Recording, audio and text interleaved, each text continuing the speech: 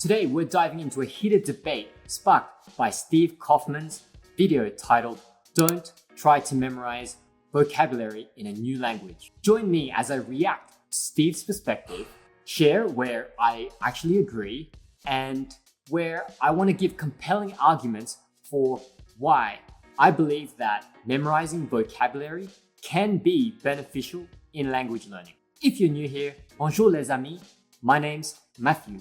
I used to work for Fluent Forever, and I was mentored by the American polyglot and best-selling author Gabriel Weiner. Since branching out on my own, I've discovered that I just love learning languages. And I'm here today because I've developed some new techniques and strategies and tools, and I'd love to share them with you to help you too. So first off, I do want to say that I highly respect Steve Kaufmann. He is a language learner that I have been watching for around a decade now. When I started my language learning journey and started to get serious, he was actually one of the language learners that I did look up to.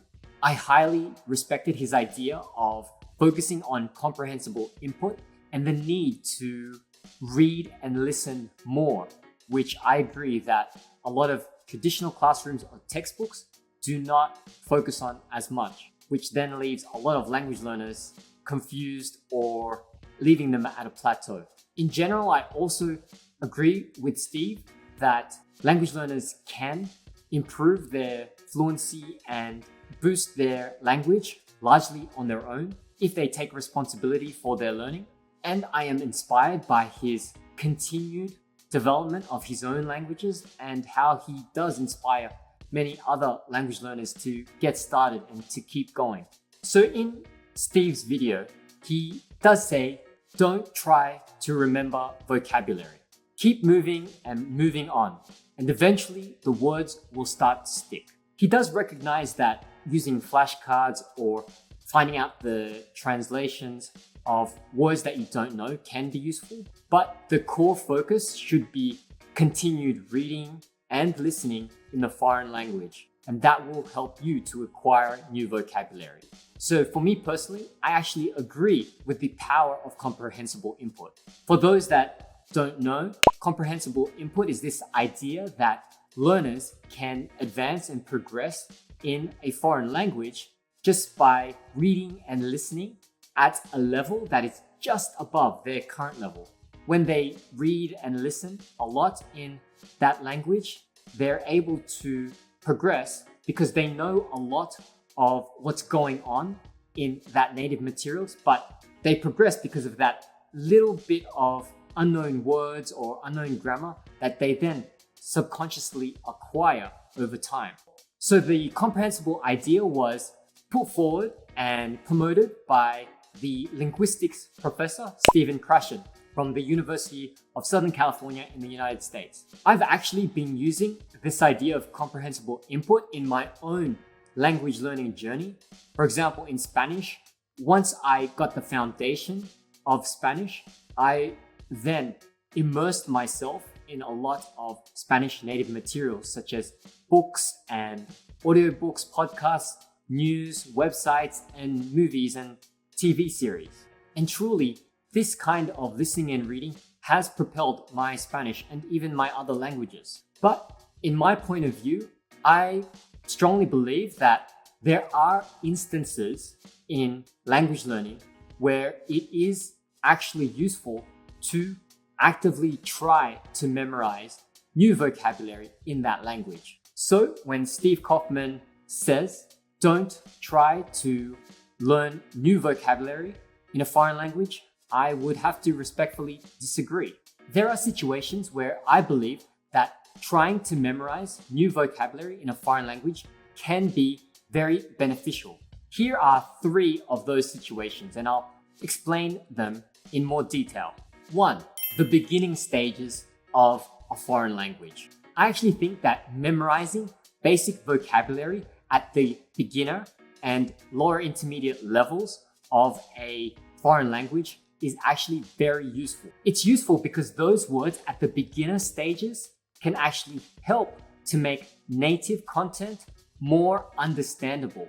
Beginners, of course, will need this type of memorization of new vocabulary a lot more than higher intermediate to advanced language learners. And I suggest that beginner language learners could learn and memorize the top, most frequently used words in their target language. By learning these common words, they're enabling themselves to be able to understand content in their target language in the future. Others in the language learning community and even other linguists also agree with this. If we look at Joseph from the YouTube comments, he thinks that some people truly would benefit from learning these foundational words of around 1,000 words. Striker also says that it helps him to learn and memorize a basic vocabulary before he goes out and gets more broader exposure. Dorney also says that having that repetition of those first few most common words is really helpful, and I need to have those basics really drilled in my head first as a foundation. I guess that's the problem with the comprehensible input idea. It talks about helping you to advance in a language by first exposing yourself to material where you know a lot of the words already and you're just learning the little bit that you don't know subconsciously. The problem with all of that is, how do you get started? How do you first learn that large amount of words you need to keep going with comprehensible input? When you're at a beginner stage, it's so difficult because the majority of words on a page in a foreign language book are unknown, if not all of the words. I personally tried the comprehensible input approach when I was a beginner, but I kept on hitting roadblocks. One of the ideas behind Steve Kaufmann and also Stephen Krashen is to find material that you love and are interested in. So when I tried learning Spanish, I wanted to read books about marketing and business. I actually got this book, Enganchado. Now, this is the type of book that I would read in English, and the content here is really compelling to me. I really liked it. But when I opened up this book and tried to use comprehensible input on it, I was knocked in the head with this wall of Spanish text. Now, this scary wall of Spanish text really put me off comprehensible input from the start. This was compelling to me. I wanted to read this, but it would take me a really long time just to understand every single word here. I tried it. I really did. I tried from page 1 onwards, but even on page 1, there's just so many words that I didn't know at that time. I was then recommended to look at comprehensible input potentially at a lower level. Now, a lower level means that I'm going to have to be reading children's books. The problem with that is then, while it would be more at my level, perhaps, it would not be as compelling to me because I'm now an adult man and I'm not really interested in kids' books. So, for example, if we look at this children's book, Frozen, 365 cuentos, we open that up, and in this children's book, we see that again, boom, I'm smacked with a wall of Spanish text, even for children. And many of these words I still didn't know. I'm hit with the chicken and the egg dilemma when it comes to the comprehensible input idea. I want to get started, but I don't know where to get started. What comes first, the chicken or the egg? So when it came to even children's books, like this one, I have two problems here. I don't really like the content. It's not that compelling to me. Maybe for my kids, but not really for me. And still the words are too difficult. Now you may say, hey, maybe I should start with baby books in Spanish. But that for me is really even more painful. Even if I go to a lower level of a children's book, I can then come across another kind of problem. And here we have a book in Chinese called 花包逛大街. So the leopard strolls around the streets. And here, there are a lot less words, but still, these words are not in the Roman letters that I'm used to. They're all in Chinese, and I have no clue what's going on. This wall of text, now in Chinese, boom, smacks me in the head again. And I am left confused. I don't think I can use the comprehensible input method on this. So I wouldn't know where to start. Oh, but you might say, I think I need to go even simpler. much simpler. All right, so let me show you a baby book. Here we have in Chinese again, 交通工具. Now, with this children's book, you still have a smaller wall of Chinese text, but boom, it still smacks me in the head. And I don't know what to do with it because, again, these are characters, Chinese characters, which don't correspond to a sound system. So I cannot easily read these individual characters by themselves. In this case, I truly believe that memorizing new vocabulary in Chinese is very useful. And therefore, the broad statement of don't try to memorize new vocabulary in a foreign language can be very confusing and very difficult. Because if I don't try and memorize what these words mean, try and look them up and then try them, I will not have a basis for the Chinese language, which I can't read because it's not based on sounds, it's based on knowing what each of the individual characters mean. So again, I'm hit with the chicken and egg problem with the comprehensible input idea. I don't know where to start. I can't read this and I can't understand it without having memorized at least the high frequency words in Mandarin Chinese. And I found that native Chinese speakers who are children actually do have to memorize the vocabulary in their language because they're not correlated to the sounds. It's not like English. There's no alphabetical representation that has at least a close resemblance to what you're going to say. You have to write those hanzi or characters and link it and associate directly to a certain word, and you'll just have to memorize it. And that is the same also for Japanese with kanji. You'll also face that problem. 2. Vocabulary for specific purposes. I've come across certain contexts where I need particular vocabulary for that specific circumstance or situation. There are words like travel phrases or technical terms that I need to memorize just for that context, and it's useful for that context only. And it would be difficult for me to get those words in my head without memorizing it and just relying on lots of exposure. For example, if your goal is actually not to become totally fluent in a foreign language, but you just want to visit South America, to visit some friends there and explore the country, you only really want to get to like an A2 level, there really is no need to expose yourself to lots of different types of Spanish vocabulary, lots of different materials, and read various types of words and phrases and sentences. I think it would help you more to just memorize those set travel phrases that you need as a tourist. That is your goal. So understanding your goal really is important.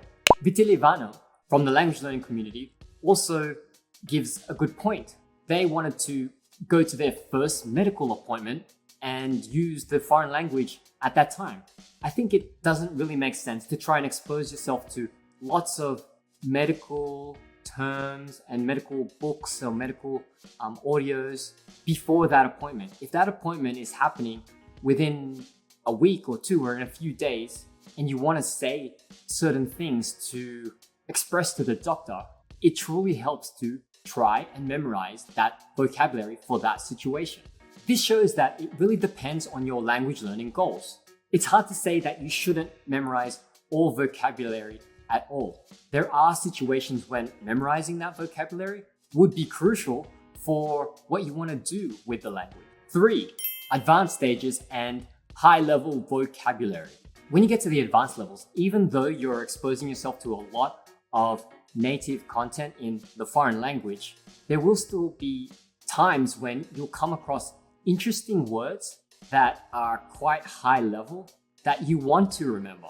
But because it's high level and potentially very rare, you're unlikely to see it again for several months, years, or for a long time. In these cases, I think it would be really helpful to try and memorize that vocabulary. Just because it is rare, it is high level.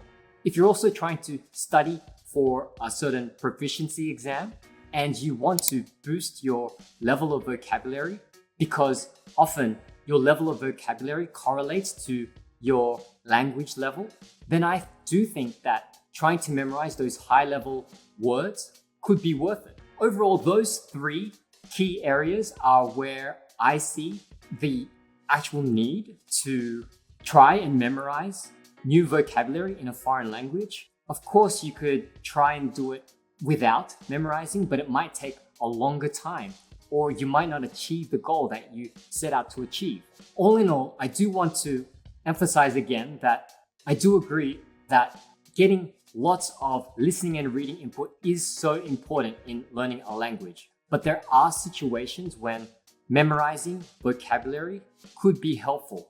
So in my point of view, I'd say don't try to memorize all vocabulary in a new language. Just memorize some of the vocabulary where it's appropriate and relevant for you. And in those three situations, I think it would be the most relevant to try and memorize a language. One, if you're at the beginner stages where you memorize the most frequent words. Two, when you're in particular situations like for travel or for technical terms that you want to use and there's a deadline.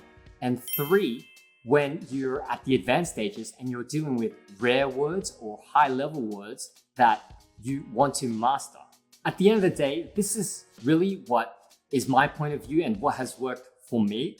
This is how I approach language learning. It's a bit different to Steve. I agree with much of the things he says, but with that one, I would have to respectfully disagree. I like what Nora had to say about this when Nora said different strokes for different folks, which truly means that sometimes there isn't a one-size-fits-all approach to language learning. There are different points of view, and some things work for some people, some things for others. And I'm really interested to hear your opinion too. Share your point of view in the comments below. Do you agree or disagree with me? And tell me why.